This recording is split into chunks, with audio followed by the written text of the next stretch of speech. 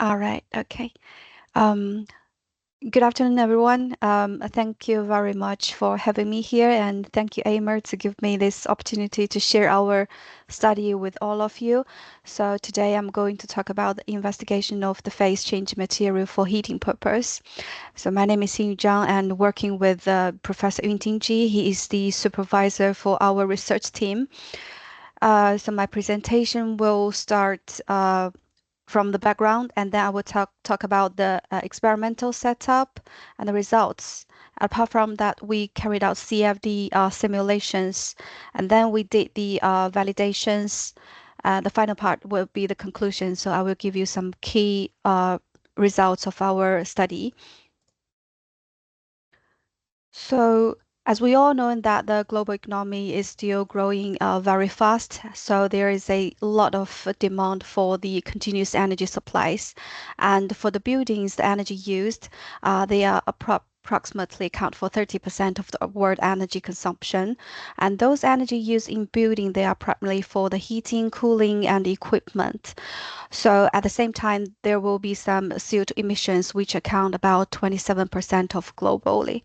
So that's not a small amount. And as we all aware that the conventional fossil fuels are still the primary resources in the world, but it's not infinite and they are not environmental friendly. So it is very important to develop a sustainable technology. Uh, one of the one of the key solutions to develop sustainable technology is using the thermal energy storage system by means of heating, cooling a medium to store energy for later use when we need it. So the thermal energy storage can be classified into sensible heat storage, latent heat storage, and thermochemical storage system.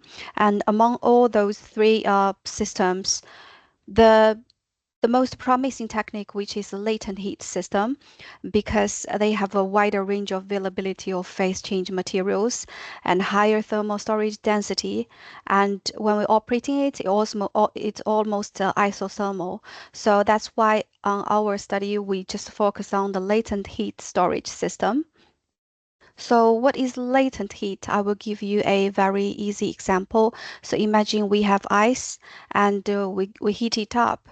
So initially, the ice will not just directly turns to steam. It will start to melt at a constant temperature, which is 0 degrees.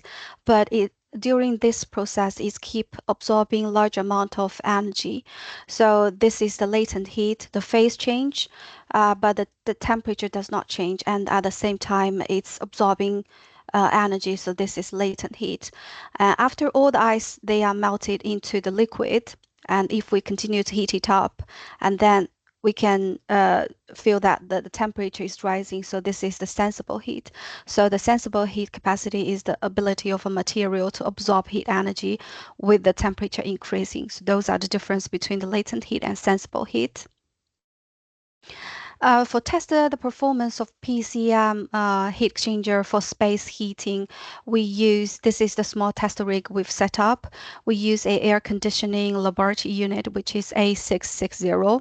And as you can see, number 5, the device, which is the evaporator of the air conditioning unit. And there is a duct over here. The airflow from left side to the right side. And we can see there are 4 electrical heaters. So those are for controlled airflow temperature, and we have fans over here so it can control the air velocity. And at the end of this duct, we connected with a external duct, and in this external duct, we put a PCM heat exchanger in. In this case, we can control the airflow temperature and airflow velocity to see the performance of this whole latent heat energy storage unit. So this is the schematic diagram. And this is the picture that we've taken during when we were doing the tests. So this is the duct, and the fan is over here. Air is flow from the right side, and this is the external duct. We put PCM heat exchanger in the external duct. So the type of heat exchanger we use, which is fin tube heat exchanger, and we fill PCM into the copper tube. for the fin side, the airflow will go through that to make heat exchange. So when we're doing the charging, that means the PCM will be melted by high temperature of air. So what we did is we control the airflow of this whole air conditioning unit. For example, we control the airflow temperature to 35 degrees, and we control the air velocity to 3 meters per second. And then after the temperature is stable, we just connect the external duct to it. And then to do the charging process.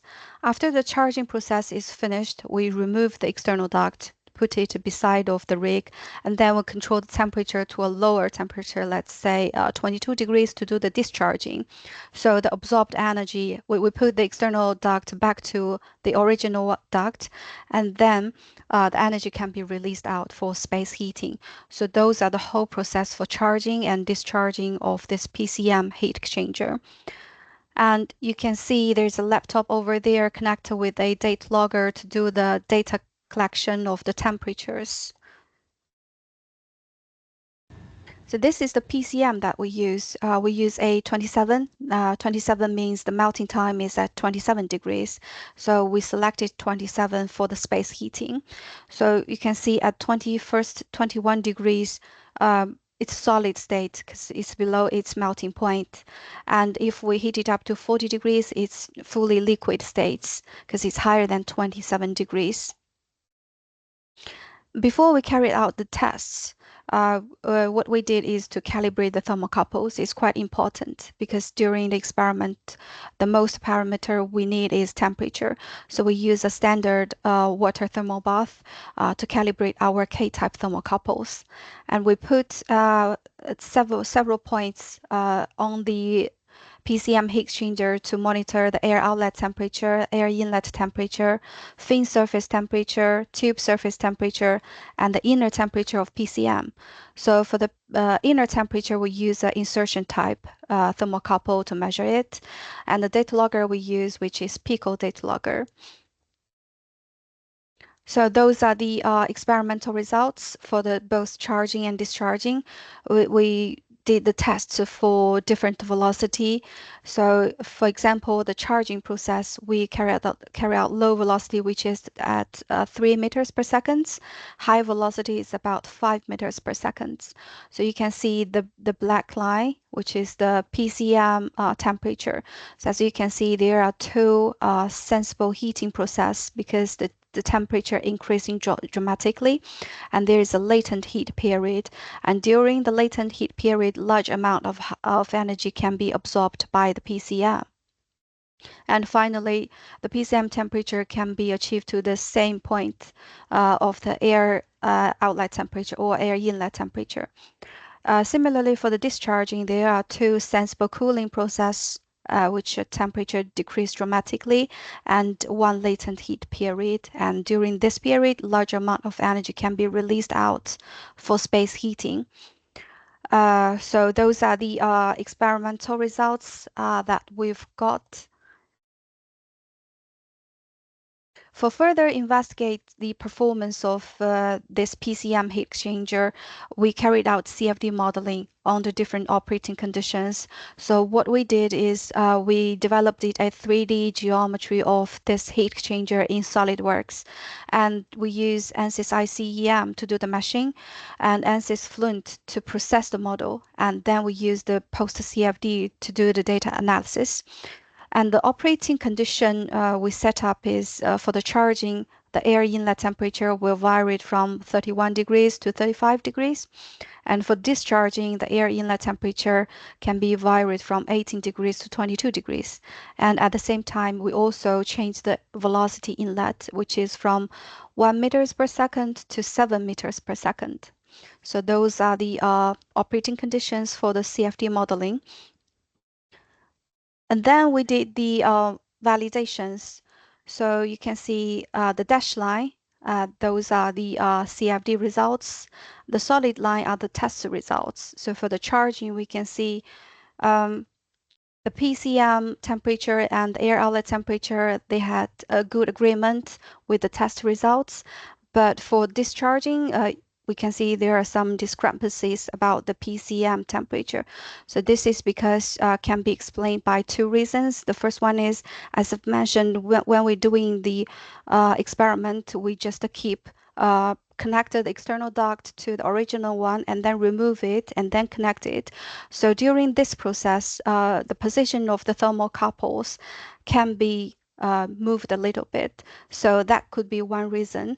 The other reason is when we're doing the CFD simulation, we don't consider any heat loss between the unit and the environment, but during the in the real world, there will be some heat loss for the PCM heat exchanger and the environment. So that's why can cause those discrepancies.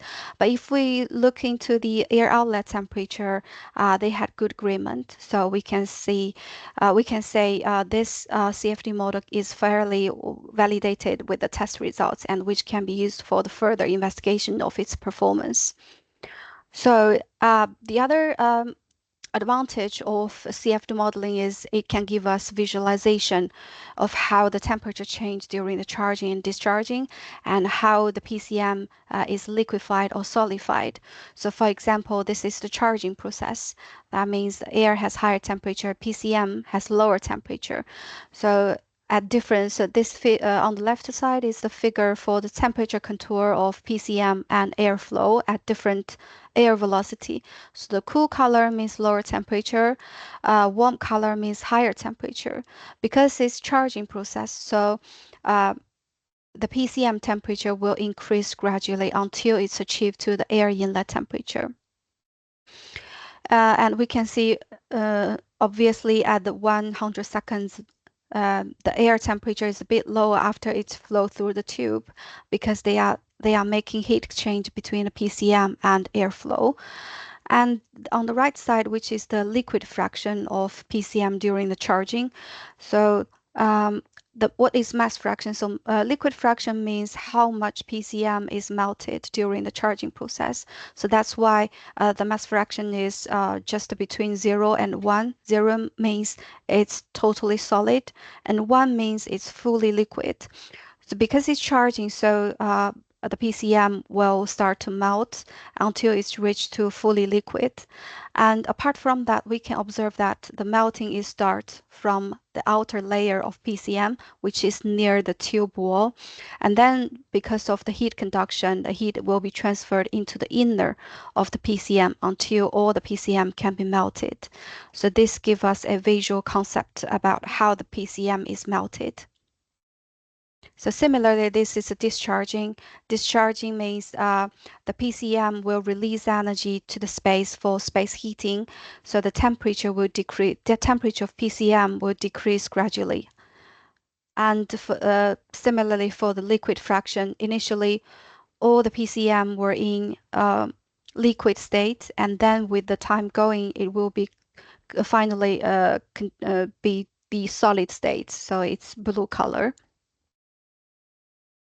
And we also analyze the PCM temperature and the liquid fraction at different velocity, at different air inlet temperature. So if we look into the figure A, B, C, which are for charging, we can see that the liquid fraction, if achieved to 1, that means the melting is completed. So that's the depending on this, we can calculate the completion time. So we can see with the higher velocity, so the lower time will be need for the melting process. And especially when we increase the velocity from 1 meters per second, which is the green dash line, to the 3 meter per second to the blue dash line, there is a dramatically improvement of the melting time. But if we further increase it, the increment will be reduced. And apart from that, if we increase the air inlet temperature from 31 to 33, from 33 to 35, the melting time can be also decreased. So for the charging process, the higher air inlet temperature, the less time it will needed for the melting. And the figure D, E, F, which are the discharging process. So similarly, the higher velocity of air, the less solidification time will be needed, and the lower temperature of air inlet temperature, the lower time will be needed for complete solidification. And to give you a point of view of the data, so I've drawn two graphs, which are the melting time and solidification time at different air inlet temperature and velocity. So let's see the first graph, left side graph. So the higher velocity, the lower melting time, and the higher inlet temperature, the less melting time. So if we increase the air inlet temperature from 31 to 33, from 33 to 35, the average completion time can be reduced by 24% and 18.3%. And similarly for the discharging, so if we increase the temperature from 18 degrees to 20 degrees, from 20 degrees to 22 degrees, the completion time will be increased by 26% and 44%. So that gives us an idea about how the air velocity and air temperature can affect the melting and solidification times. Okay, apart from that, we also analyze the air outlet temperature and heat transfer rate, so we can get the heating capacity at different air inlet temperature. So those graphs can be concluded that for the charging process, the higher air inlet temperature, the higher heating capacity, and for the discharging, the lower air temperature, the higher heating capacity. So if we have the profile of the heat transfer rate, and then we can do the calculation for how much energy can be stored into this PCM heat exchanger during the charging, and how much energy can be released by this heat exchanger during the discharging. So here are the results that we've organized in a table at different operating conditions. I've highlighted the highest energy stored in this unit, which is at 35 degrees and with air inlet velocity at 1 meters per second. So it can store 58 kilojoules energy above all those simulation cases. And for the energy released by this unit for the space heating, we can see the maximum it can release about 67 kilojoules.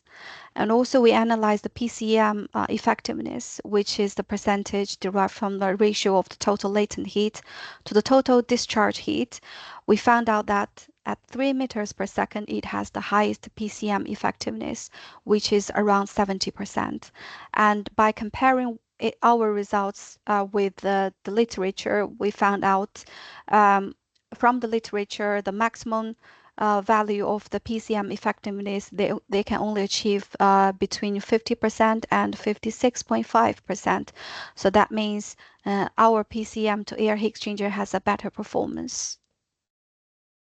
And then have those values, we defined two indicators, which is the efficiency for charging, is the ratio of energy stored in PCM and energy stored in this whole unit.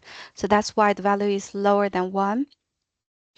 So for the efficiency of this unit during the charging, we can see the lower air inlet temperature, the higher efficiency. Although the higher inlet temperature can lead to less completion time, but it will cause more energy for the airflow side. So that's why the lower air inlet temperature, the higher efficiency. And for the discharging process, we define an indicator which is the energy ratio between heat transfer fluid and PCM. So we can see the lower air inlet temperature, the higher energy ratio. That means more energy can be released at lower air inlet temperature. We all know that there is a challenge for using PCM for space heating is because of the lower thermal conductivity. So why do we care about thermal conductivity?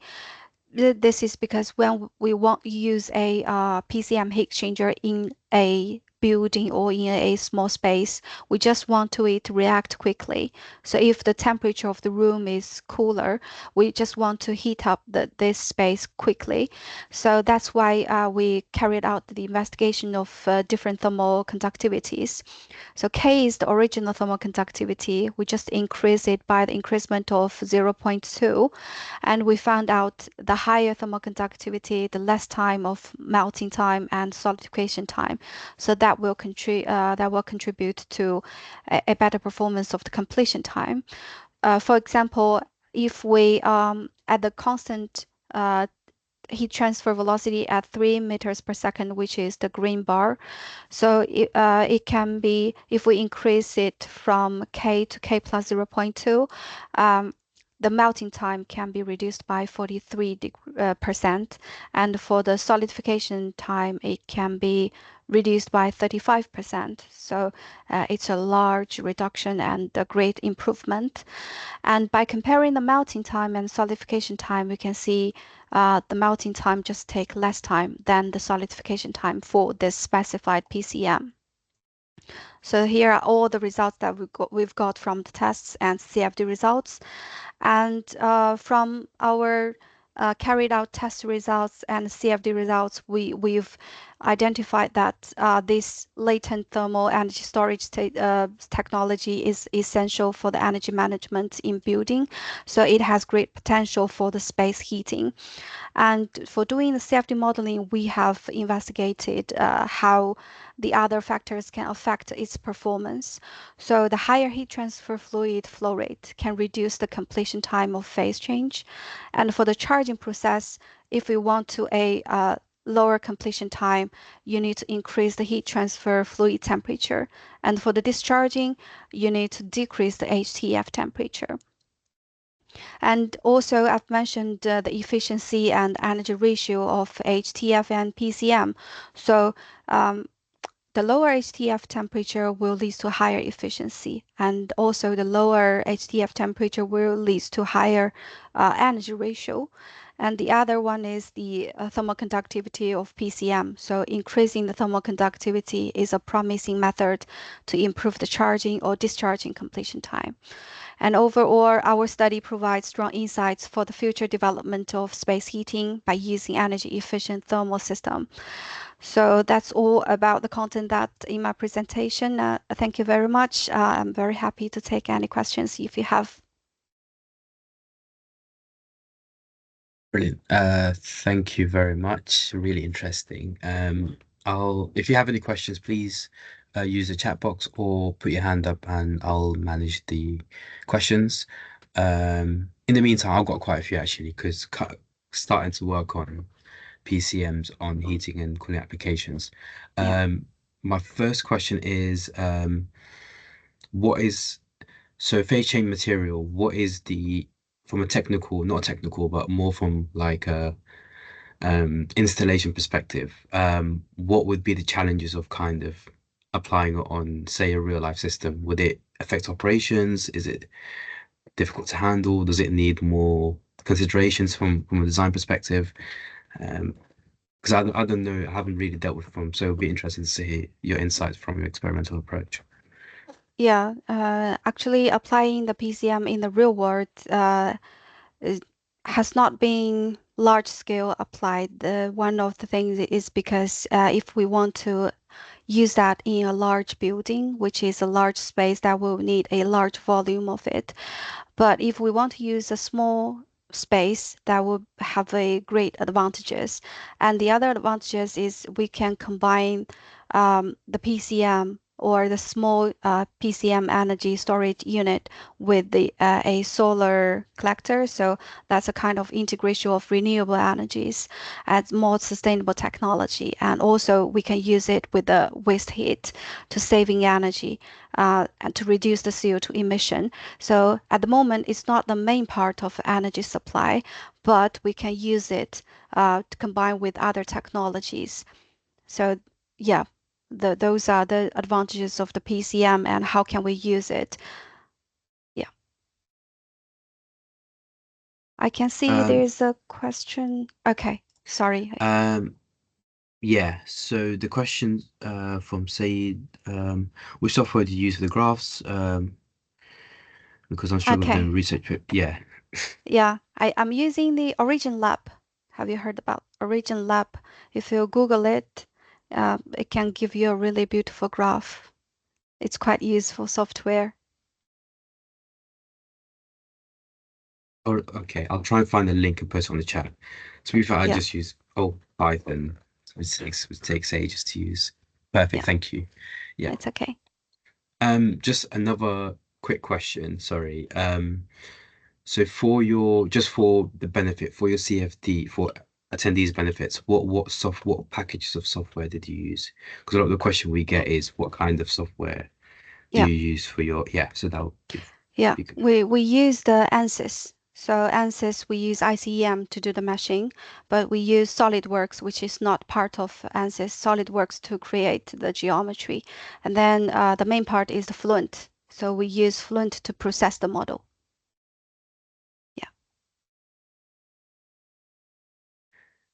Yeah, Just comparing. There's a question, so yeah. I'll wait for the question to be asked. I can see typing. Yeah, okay.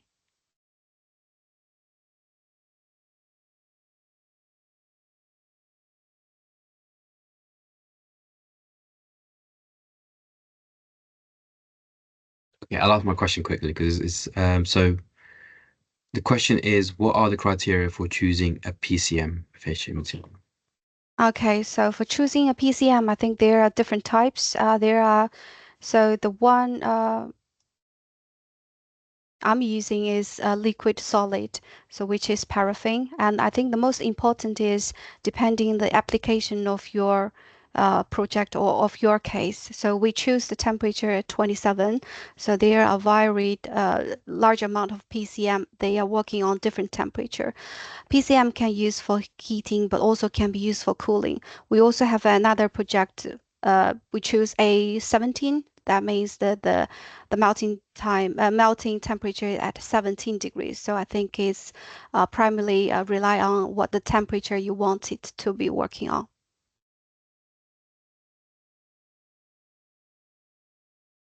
Perfect, thank you. Mohammed, does Okay. this answer your question?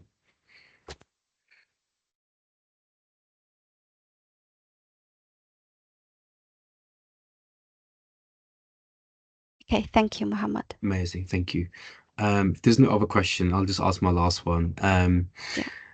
Yeah. So you've used, oh, there's another one. Um, Okay. if you've got any outputs, publications, do you mind sharing them? Yeah. Because it's for Actually, I've published this work. We published both heating and cooling. They are related to the CFD modeling and experiment, so I can share you the link. Just give me one moment.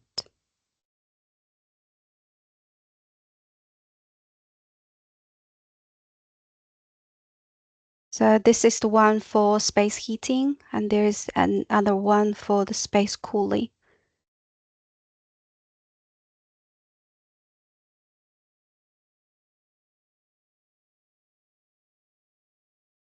perfect. Okay, you can have a check. Perfect. Thank you. Yep, received. Yeah, Just my final question. Sorry, I'm asking too much. okay. So experimental tends to be quite challenging. So what, especially when you base rigs, because I mean it's a scaled down approach. Control might be an aspect.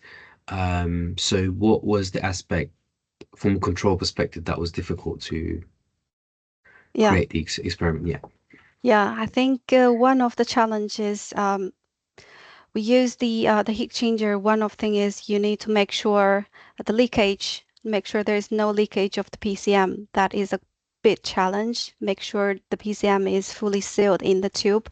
The other one is, as I've said, control the temperature and the the velocity is easy to control, but the temperature sometimes is difficult, especially when you're doing the space cooling. Space heating is fine because we can use the electrical heater to heat up the temperature.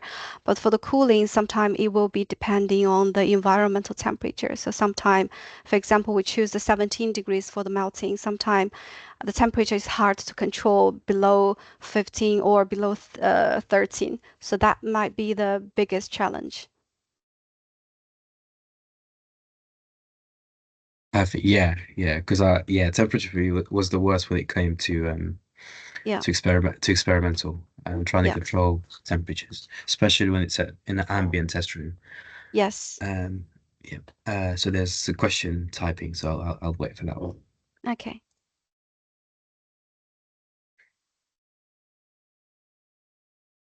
I can see there is a attendance name which is exactly same as mine. Yes, I thought it was you, if I'm honest. So, Okay, it's not me. yeah.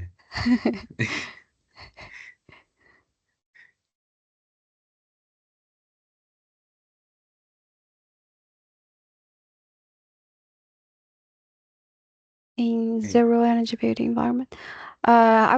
We haven't published, so those are the only two papers that we've published regarding the PCM. But in the future, we will publish a paper related about the microchannel.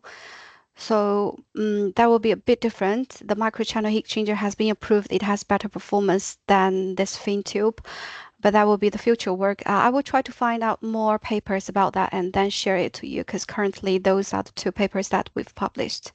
Is that okay, Mohammed? Um, I don't know if the link that I've shared is the one for your research group or your lab, because it might be better to All follow right. through the. I Oh, don't know if yes, that. yes. Okay, cool. Yeah. This is the one. Yeah. So this is the research group that is doing the work. So it might be a good way to stay in contact. Yeah. Yeah. Okay. Um, Thank you, Amar, for sharing this. Not a problem. Okay, so if there's no any questions, I can't see any typing.